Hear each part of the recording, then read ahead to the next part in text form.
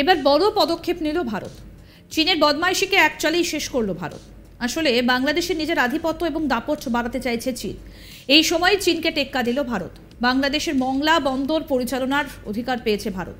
এটাকে চীনের বিরুদ্ধে একটা বড় কৌশলগত বিজয় বলে মনে করছেন অনেকেই। দিন কয়েক আগে বেজিং সফর করেছেন বাংলাদেশের প্রধানমন্ত্রী শেখ হাসিনা। তার এই চীন সফরের পরে ভারত মংলা বন্দরের একটা টার্মিনালের অপারেশনাল অধিকার পেয়েছে বলেই জানা গিয়েছে। বিশেষজ্ঞদের মতে যেখানে চীন তার নিজের প্রভাব বিস্তার করতে চাইছে, সেখানে বাংলাদেশের একটি বন্দর আধা নিয়ন্ত্রণ অর্জন ভারতের সামুদ্রিক প্রতিযোগিতাকে একটা বড় উৎসাহ দেবে। এক্ষেত্রে উল্লেখ্য, এর আগে ইরানের চাবাহার এবং মায়ানমারের সিট্টাও বন্দর পরিচালনা করার অধিকার পেয়েছে ভারত। বাংলাদেশের দ্বিতীয় সমুদ্র বন্দর মংলা পোর্টে আধিপত্য বিস্তারের যুদ্ধে চীনকে টেক্কা দিয়েছে ভারত। দেশটি এই বন্দর ব্যবহারের পাশাপাশি এখানে একটা টার্মিনাল নির্মাণ এবং সেটা পরিচালনার অধিকার পেয়েছে। গত জুন মাসের শেষ সপ্তাহে প্রধানমন্ত্রী শেখ হাসিনার ভারত সফরকালে দুই দেশের মধ্যে এই সংক্রান্ত একটা চুক্তি হয়েছে। আর ওই চুক্তির আওতায় ভারতকে মংলা সমুদ্র বন্দরের একটা টার্মিনাল নির্মাণ এবং সেটা পরিচালনার সুযোগ দেওয়া হয়েছে।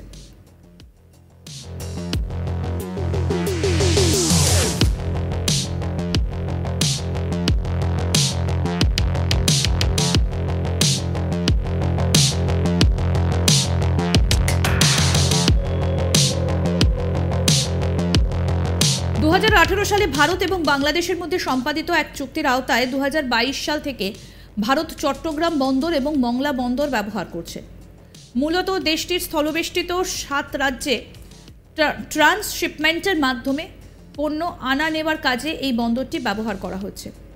তবে তাতেই সন্তুষ্ট নয় দেশ। তারা এই বন্দর পরিচালনার দায়িত্ব পাবার জন্য নানাভাবে চেষ্টা করে আসছিল। অবশেষে তারা সাফল্যের মুখ দেখতে পেয়েছে। প্রকাশিত প্রতিবেদন অনুসারে প্রধানমন্ত্রী শেখ হাসিনার সর্বশেষ ভারত সফরকালে যে কয়েকটি সমঝোতা স্মারক এবং চুক্তি স্বাক্ষর হয়েছে, তারই একটির আওতায় দেশটিকে মংলা সমুদ্র বন্দরের টার্মিনাল নির্মাণ এবং পরিচালনার এখতিয়ার দেওয়া হয়েছে। ভারতের রাষ্ট্রীয় প্রতিষ্ঠান ইন্ডিয়ান পোর্ট গ্লোবাল লিমিটেড এই বন্দরের টার্মিনালটি পরিচালনা করবে। তবে চুক্তিটিতে কি কি বিষয় আছে সেটা জানা যায়নি, কারণ চুক্তিটি কোনো দেশই প্রকাশ করেনি। দুটি দেশই এই চুক্তির বিষয়ে বেশ গোপনীয়তা অবলম্বন করছে।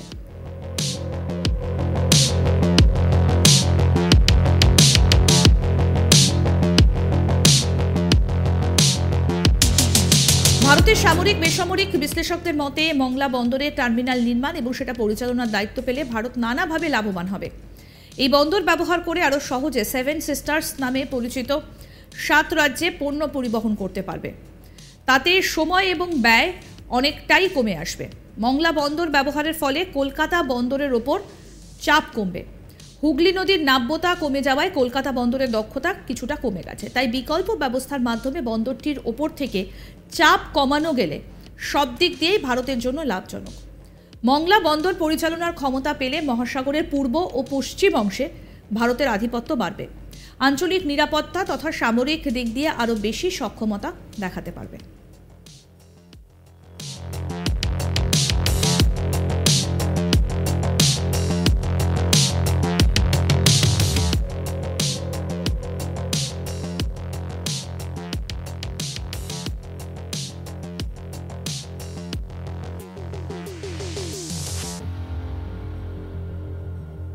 এবার বড় পদক্ষেপ নিল ভারত। চীনের বদমাইশিকে এক চালেই শেষ করল ভারত।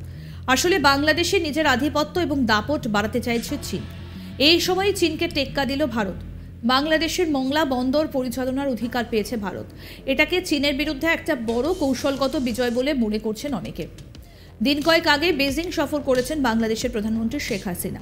তার এই চীন সফরের পরই ভারত মংলা বন্দরের একটা টার্মিনালের অপারেশনাল অধিকার পেয়েছে বলেই জানা গিয়েছে।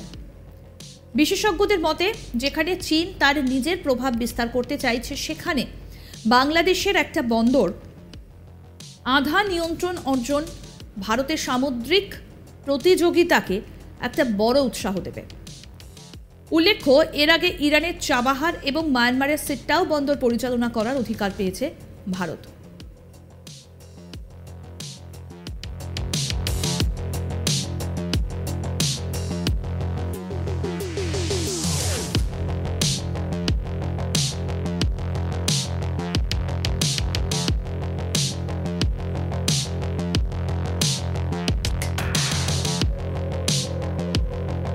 বাংলাদেশের দ্বিতীয় সমুদ্র বন্দর মংলা পোর্টে আধিপত্য বিস্তারের যুদ্ধে চীনকে টেক্কা দিয়েছে ভারত। দেশটি এই বন্দর ব্যবহারের পাশাপাশি এখানে একটি টার্মিনাল নির্মাণ এবং সেটা পরিচালনার অধিকার পেয়েছে।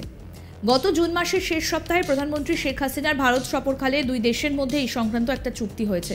আর এই চুক্তির আওতায় ভারতকে মংলা সমুদ্র বন্দরে একটি টার্মিনাল নির্মাণ এবং সেটা পরিচালনার সুযোগ দেওয়া হয়েছে। 2018 সালে ভারত ও বাংলাদেশের মধ্যে সম্পাদিত এক চুক্তির আওতায় 2022 সাল থেকে ভারত চট্টগ্রাম বন্দর এবং মংলা বন্দর ব্যবহার করছে। মূলত দেশটির স্থলবেষ্টিত 7 রাজ্যে ট্রান্সশিপমেন্টের মাধ্যমে পণ্য আনা নেওয়ার কাজে এই বন্দরটা ব্যবহার করা হচ্ছে। তবে তাতেই সন্তুষ্ট নয় দেশটা। তারা এই বন্দর পরিচালনার দায়িত্ব পাওয়ার জন্য নানাভাবে চেষ্টা করে আসছিল। অবশেষে তারা সাফল্যের মুখ দেখতে পেয়েছে।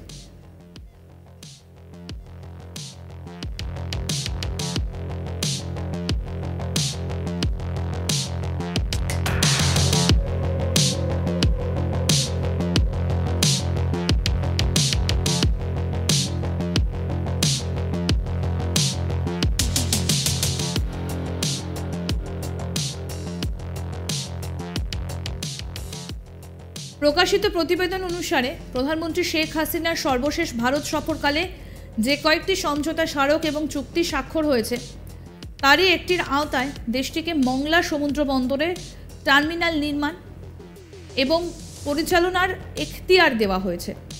ভারতের রাষ্ট্রীয় প্রতিষ্ঠান ইন্ডিয়ান পোর্ট গ্লোবাল লিমিটেডের এই বন্দরের টার্মিনালটি পরিচালনা করবে।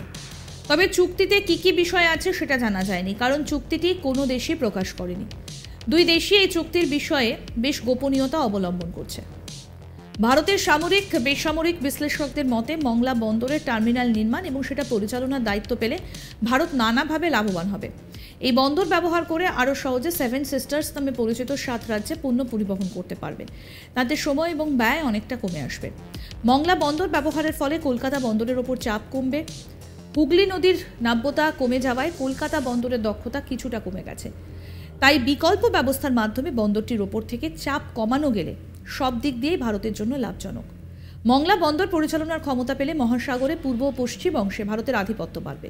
আঞ্চলিক নিরাপত্তা তথা সামরিক দিক দিয়ে আরও বেশি সক্ষমতা দেখাতে পারবে।